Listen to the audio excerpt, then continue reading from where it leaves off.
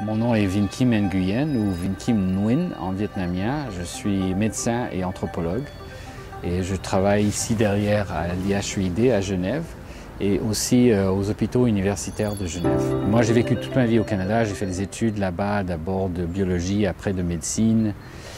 Et j'ai commencé dans les années en 1992 à soigner les patients VIH quand j'ai terminé mes études et j'étais vite confronté au social et ça m'a amené à faire d'abord une maîtrise et après un doctorat en anthropologie médicale.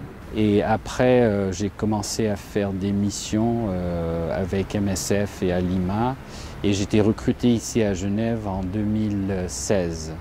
J'ai dit que je suis médecin et anthropologue, mais pour moi, c'est un peu la même chose. Un médecin, pour soigner, il doit comprendre son patient, il doit comprendre donc la famille du patient, son réseau social, sa communauté, la gestion politique de la communauté. Il doit être capable d'intervenir à tous ces niveaux-là. Tout le monde sait comment, avec la pandémie que nous vivons actuellement, comment les épidémies accentuent les inégalités et les injustices. Et c'est pour ça que j'ai toujours été avec le VIH, après avec Ebola, résistance aux antibiotiques et maintenant avec Covid. J'ai toujours voulu utiliser une recherche sociale, anthropologique, une recherche qui visait pas juste à comprendre le terrain, mais à mobiliser sur le terrain pour combattre pas juste l'épidémie, mais les injustices qui en résultent. Le premier moment fort, pour moi, c'était en 1996. Je travaillais en Afrique de l'Ouest, au Burkina. J'étais médecin du VIH à Montréal à l'époque et je faisais partie de ces gens qui faisaient venir des antirétroviraux.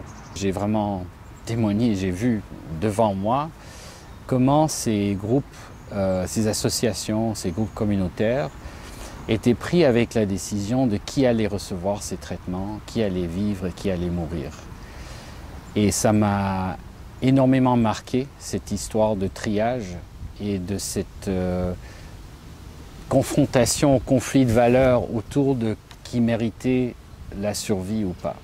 Et pour moi, il y avait cette notion que la souveraineté, donc la façon dont un pays affirme sa souveraineté, passait par le traitement. C'était quelque part une fonction souveraine de décider, de prendre ces décisions de vie et de mort, de qui on allait soigner, qui on n'allait pas soigner. L'épidémie d'Ebola, évidemment, c'était de témoigner des familles qui venaient en dehors des centres, j'allais dire des camps, demander des nouvelles de leurs membres qui étaient internés, hospitalisés, et des histoires très humaines de ne pas pouvoir voir la personne, du décès seul, qui étaient des moments vraiment terribles. Et ça amène au dernier moment fort avec Covid, quand j'ai vécu exactement la même chose. Là, c'était à Montréal, où les gens mouraient seuls dans les hôpitaux. Et j'étais vraiment confronté à comment on a déshumanisé les gens au nom du contrôle de l'épidémie. Et c'est dans ces moments de crise où la normalité se fissure, où c'est plus possible de faire comme avant, pour moi, que les vraies questions se posent et que les vraies vérités se dévoilent, les vérités qui comptent. Le terrain, pour moi, ça nourrit la recherche parce que ça pose les problèmes en temps réel de qu'est-ce qu'on doit faire.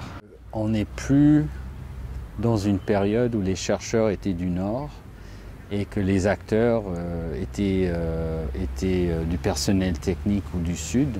Et c'est clair qu'on ne peut pas faire de la recherche sans les communautés. On entre dans une ère où la recherche ne peut plus être une recherche menée sur des populations passives, un peu comme regarder des fourmis sur un microscope.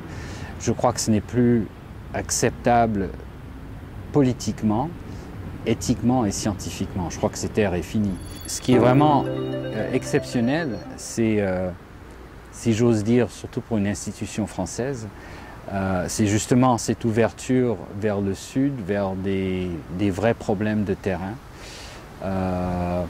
et vers un savoir qui est la production d'un savoir qui change le monde. Et ça, c'est vraiment très précieux et très rare en fait.